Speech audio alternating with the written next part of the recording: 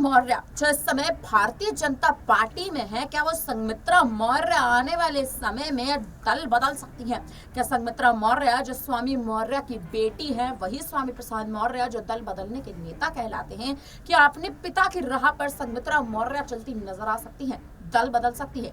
बड़े सवाल है, अहम सवाल है, सवालों के अभी तक जवाब मिलते नजर नहीं आ रहे हैं। नमस्कार, मैं आश्रुति वोरा और आप देख रहे हैं next time news. Sanghamitra Maurya का इस बार बीजेपी ने बदायूं की सीट से टिकट काट दिया था। बजाय बदायूं के हत्याकांड के बाद संघमित्रा मौर्य का टिकट 2024 के लोकसभा चुनाव में बीजेपी ने ऐसे काटा जिस तरह से संघमित्रा मौर्य को बड़ा झटका लगा। स्टेज पर संघमित्रा मौर्य रोती नजर आई और उसके बाद पिता का बड़ा बयान आया, स्वामी मौर्य का बड़ा बयान आया। बड़ा बयान ये कि मेरी बेटी इतनी कमजोर नहीं हो सकती जो पार्टी में टिकट ना मिलने पर रोना और बिलखना शुरू कर दे। उसके बाद से ही संघमित्रा मौर्य कहीं ना कहीं बीजेपी से नाराज है। नाराजगी साफ तौर पर उनके बयानों में देखने को छलकती रहती है। लेकिन अब संघमित्रा मौर्य के आने वाले समय में पार्टी का साथ छोड़ सकती है, ये बड़ा सवाल लगातार खड़ा हो रहा है और इसी सवाल का जवाब जनता कहीं ना कहीं ढूंढ रही है, क्योंकि बदायूं की सीट पर इस बार बीजेपी हार चुकी है। अब लोकसभा चुनाव तो हो गए हैं, उपचुनाव में 10 सीटों पर यूपी में उपचुनाव है। इन 10 सीटों पर उपचुनाव में संघमित्रा मौर्य अब अन्य दल का साथ कहीं ना कहीं ढूंढ सकती है। वही बात स्वामी प्रसाद मौर्य की करें तो स्वामी प्रसाद मौर्य की पार्टी राष्ट्रीय शोषित समाज पार्टी का जनाधार बेहद कमजोर है।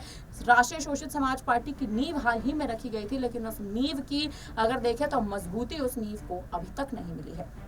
मुद्दा ये भी कहीं ना कहीं उठ रहा है कि अगर स्वामी प्रसाद मौर्य आने वाले समय में पार्टी का साथ छोड़ते हैं, या यूं कहें कि जनाधार अगर पार्टी का कमजोर होता है तो उस कमजोर जनाधार को मजबूत कैसे करा जाएगा। स्वामी प्रसाद मौर्य वही बड़ा नाम है राजनीति का जो अब मौजूदा स्थिति में आने वाले समय में पार्टी का साथ या अपनी पार्टी का गठबंधन किसी अन्य दल के साथ करते नजर आ सकते हैं। अन्य दल कहीं ना कहीं बीएसपी भी हो सकता है और कोई ऐसा दल भी हो सकता है जिस दल के साथ शायद ही स्वामी प्रसाद मौर्य जाना पसंद करे। अखिलेश यादव के साथ एक समय पर स्वामी प्रसाद मौर्य हुआ करते थे, लेकिन अखिलेश यादव का साथ छोड़ दिया था।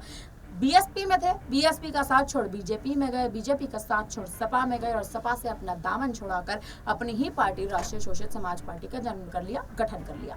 अब उसी पार्टी का गठबंधन कैसे होगा और उसी पार्टी का गठबंधन आने वाले समय में स्वामी प्रसाद मौर्य किसके साथ करते नजर आएंगे, ये देखना कहीं ना कहीं दिलचस्प होने वाला है। फिलहाल अब आप क्या कहेंगे, आप हमें कमेंट करके अपनी राय जरूर दीजिएगा। तमाम बड़ी खबरों के लिए बने रहिए हमारे साथ, देखते रहिए।